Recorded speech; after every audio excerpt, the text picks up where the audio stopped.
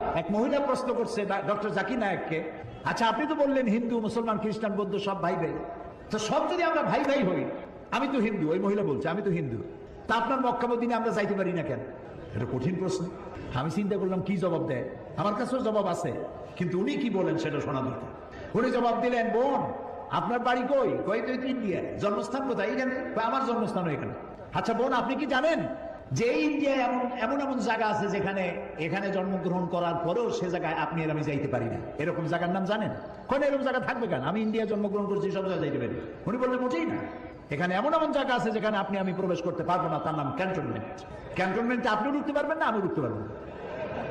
ক্যান্টনমেন্টে ঢুকবে যারা নিরাপত্তার দায়িত্বে, দেশ রক্ষার দায়িত্বে যারা আছে, যে কোনো মুহূর্তে ডাক দিয়ে বলে জান দেওয়ার জন্য, রক্ত দেওয়ার জন্য, জীবন দেওয়ার জন্য ঝাঁপায় পড়বে, সেসব সেনাবাহিনীর জন্যই ক্যান্টনমেন্ট তৈরি করা হবে।